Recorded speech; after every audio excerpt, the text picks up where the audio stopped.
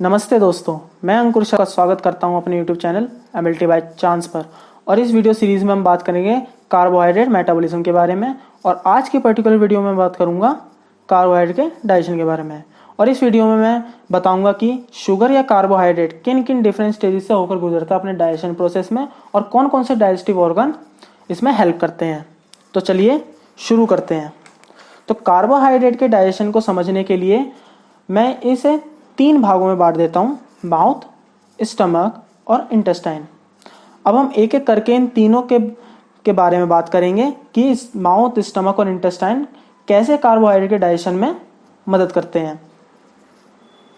तो सबसे पहले मैं बात करूंगा माउथ के बारे में। कार्बोहाइड्रेट का डाइजेशन हमारे माउथ में ही शुरू होता है। तो जब हम कोई कार्बोहाइड्रेट खाते हैं, फॉर एग्जांपल हमने स्टार्च खाया, मास्टिकेशन प्रोसेस के बाद, अभी मास्टिकेशन प्रोसेस क्या होता है? मास्टिकेशन प्रोसेस का मतलब होता है कि फूड मटेरियल को स्मॉल पार्टिकल में ब्रेक करना, और जो हमारे माउथ से सलाइवरी ग्लैंड से सिक्रीट हुआ है सलाइवा, उसके साथ उसको मिक्स करना। यानी सलाइवा के साथ में हमारे जो फूड पार्टिकल, स्मॉल पार्टिकल जो ब्रेक हुए हैं, उनके मिक्सिंग प्रोसेस को ही मास्टिकेशन कहा जाता है। मास्टिकेशन के बाद अमाइलेज एंजाइम स्टार्च को डाइजेस्ट करना शुरू कर देता है, और इसके ग्लाइकोसिडिक बोन्स, यानी जो स्टार्च के जो ग्लाइकोसिडिक बोन्स हैं, उनको तोड़ देता है, जिसकी वजह से स्टार्च, जो कि एक पॉलीसैकेराइड है, जैसा आप सब जानते हैं कि स्टार्च एक पॉलीसैकेराइड है जो कि ग्लूकोज से मिलकर बना होता है। तो स्टार्च को, ये जो पॉलीसैकेराइड है, इसको तोड़ना शुरू कर देता है। जैसे ग्लाइकोसिडिक बॉन्ड टूटेंगे तो जो स्टार्च पॉलीसैकेराइड है वो हमारा डाई में, ट्राई में और टेट्रासैकेराइड्स में टूटना शुरू हो जाएगा। इसके बाद ये हमारा पार्शियली डाइजेस्टेड स्टार्च, यानी जो हमारा जो पार्शियली डाइजेस्ट हुआ है माउथ में, ये स्टार्च ईसोफेगस के थ्रू जाता है स्टमक में। अब हम बात करते हैं कि स्टमक में डाइजेशन कैसे होता है। तो चलिए देखते हैं। तो स्टमक में मौजूद HCl की वजह से जो हमारा अमाइलेज एंजाइम है वो हो जाता है इनएक्टिवेट। अभी इनएक्टिवेट क्यों हो गया? वो इनएक्टिवेट इसलिए हो गया क्योंकि जो अमाइलेज एंजाइम है वो वर्क करता है स्लाइटली अल्कलाइन पीएच पर, और हमारे स्टमक की जो पीएच होती है वो होती है हाईली एसिडिक, जिसकी वजह से जो हमारा सलाइवरी अमाइलेज एंजाइम है वो हो जाता है इनएक्टिवेट, और इसके इनएक्टिवेट होने की वजह से जो स्टार्च का डाइजेशन है वो हो जाता है स्टॉप। इसीलिए कार्बोहाइड्रेट का डाइजेशन स्टमक में नहीं होता। अब स्टमक से होता हुआ हमारा फूड स्मॉल इंटेस्टाइन के फर्स्ट पार्ट ड्यूडेनम में पहुंचता है। अब ड्यूडेनम के साथ में अटैच होता है पेनक्रियाज। अब यहाँ से आप पेनक्रियाज का भी वर्क समझेंगे, और कैसे आगे हमारा स्टार्च डाइजेस्ट होता है ये भी मैं बताऊंगा।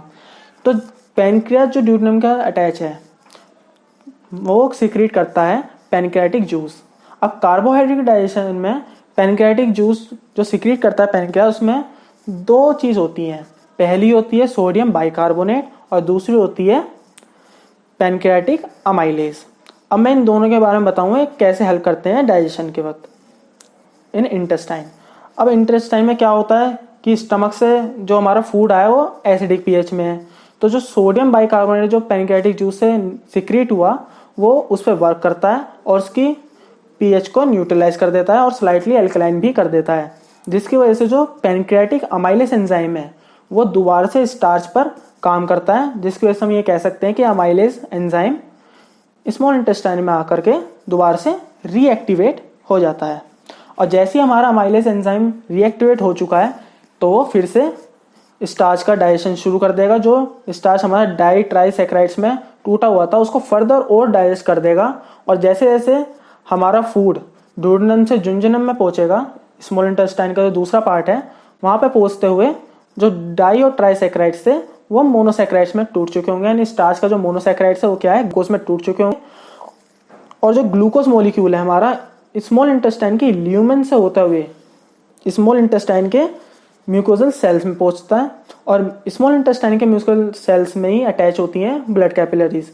जो ब्लड कैपिलरीज होती हैं वो जो ग्लूकोज उसमें पहुंचा, यानी कि स्मॉल इंटेस्टाइन के म्यूकोजल सेल में ग्लूकोज हमारा पहुंचा, वहां से ब्लड कैपिलरीज उस ग्लूकोज को एब्जॉर्ब कर लेती है, और ब्लड के थ्रू, यानी हमारे सर्कुलेटरी सिस्टम के थ्रू, ये हमारे लीवर ग्लूकोज, और जो ग्लूकोज है वो हमारे लीवर और मसल्स में जाकर के स्टोर हो जाता है, जिसको हम फर्दर मेटाबोलाइज प्रोसेस के लिए यूज़ कर सकते हैं।